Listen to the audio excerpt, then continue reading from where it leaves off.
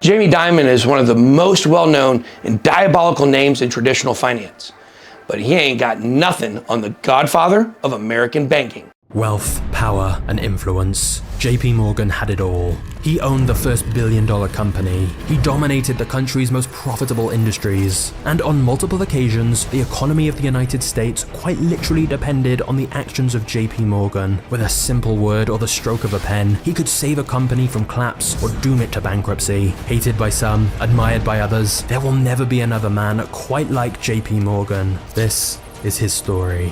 You may not know, but you'll find out later on, JP also is who brought the boat children to America. Let's get it.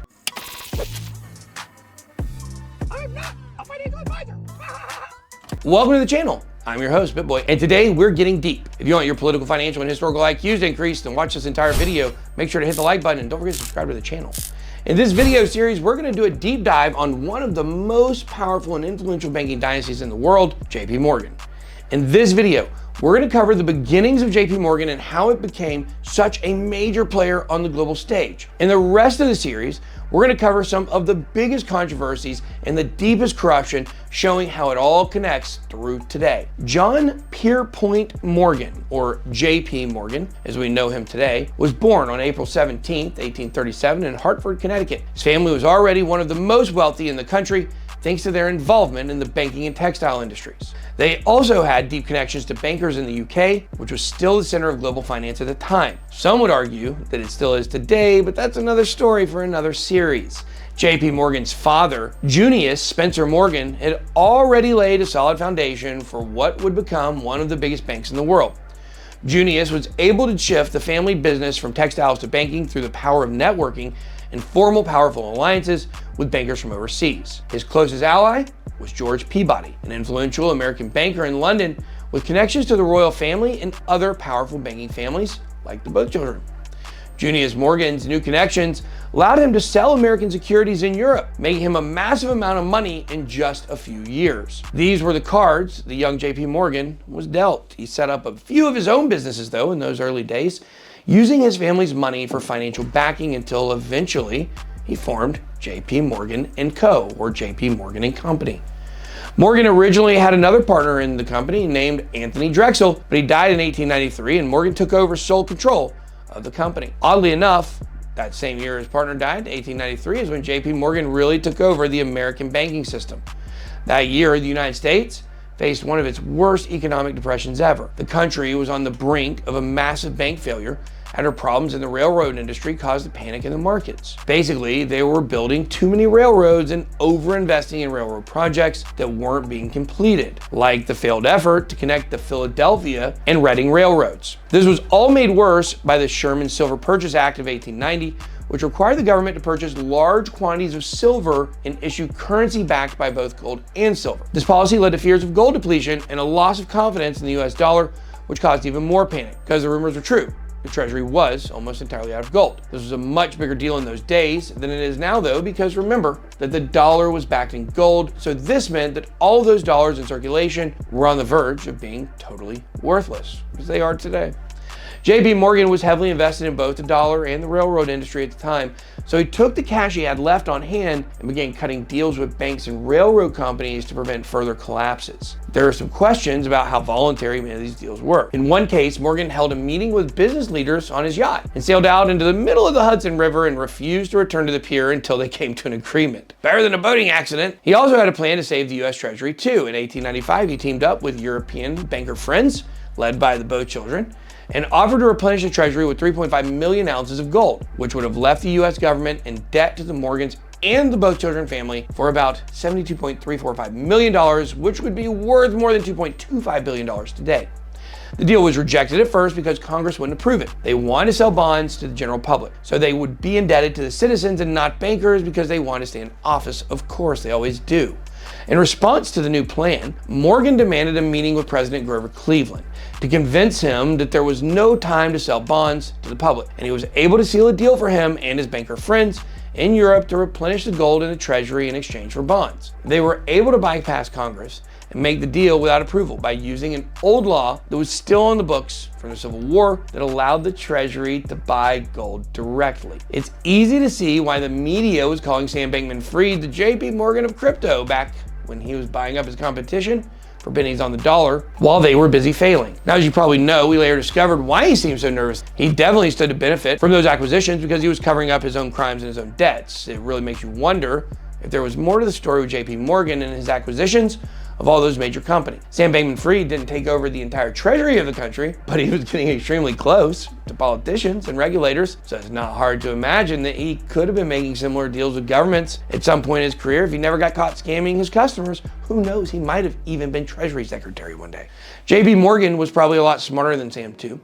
He wasn't only involved in banking, he had his hands in everything. One of the major US businesses that was struggling during that time was General Electric, the company that was founded by Thomas Edison after he invented the light bulb. Morgan bailed Edison out, but it ended up getting a lot of control and equity in the company. This part seems like it's not as big of a deal as the banking consolidations, but this had a profound impact on the history. You see, around that time, the electrical grid was still not even established yet, but a lot of people knew that it was coming. And there was fierce competition to be the company that made that happen. Two of the biggest contenders, well, it was General Electric and Westinghouse, who each took two very different approaches to harnessing the power of electricity. Thomas Edison was the inventor behind General Electric, and the system he created was called direct current, or DC. On the other side, a strange and brilliant inventor named Nikola Tesla was behind the Westinghouse electrical system, which was called AC for alternating current. Tesla's method was much more advanced and it was much cheaper and more decentralized. This competition came to be called the Battle of the Currents, and JP Morgan wanted to be sure that he was behind the winner, so he invested on both sides. In 1901, Nikola Tesla secured funding from JP Morgan to build the Wardenclyffe Tower, a project that would wirelessly transmit electricity and communications like self-powered Wi-Fi, something that isn't even possible today. There's only one problem though. As Morgan started to take a look at what Tesla was building, he realized that it would be impossible to monopolize. Tesla's vision of free wireless electricity would have ruined Morgan's plans for controlling the electrical infrastructure. So he withdrew his support for Tesla's project after investing in it, and then went on the offensive to try and destroy it. Tesla stumbled across this way back, early 20s, I believe, maybe before. But JP Morgan said, look, if we can't put a meter on it, we don't want it.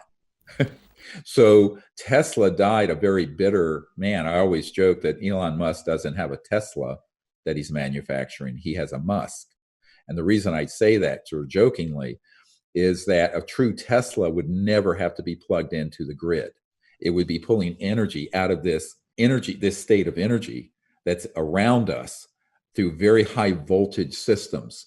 They're called VHV, very high voltage systems that create an opening into that energy field. And Tesla did enough experimentation with these sort of very high voltage systems at certain resonant frequencies, cycles per second, hertz, that he broke into that area of science, but no one wanted it to come out. Now, fast forward 100 years later, we're still burning gasoline in engines and rocket fuel and jets. And that's a tragedy for the human race, but it's a tragedy for the planet, and it's a tragedy for our children and my 9 grandchildren. Morgan teamed up with Edison to wage a massive propaganda campaign against Tesla, telling the public that his ideas were dangerous. They even held public demonstrations where they intentionally electrocuted animals in front of large crowds just to prove how dangerous it would be. In one of the most famous demonstrations, they electrocuted Topsy the elephant, a famous elephant that was no longer useful to the circus. This event was filmed by the Edison Manufacturing Company and widely distributed, one of the first examples of corporate propaganda using video. The demonstrations were intended to spread the idea that AC currents were dangerous. This wasn't true. We use both DC and AC currents today in our modern electronic devices, but ultimately, what we have today is probably nothing compared to what we could have had if Tesla was never sabotaged. Tesla was never able to recover from that defeat. Despite being one of the most brilliant inventors of his time, Tesla ended up broke and having love affairs with pigeons that he lured back to his hotel room. Mike Tyson would later use the same playbook. JP Morgan wanted to monopolize every industry that he had a role in, which is the same approach that all of these ruling class families take towards business. His actions made him a controversial figure even when he was alive. The establishment saw him as a savior because he pumped their bags. But the everyday people thought that he was just trying to take over everything. And that's exactly what was happening.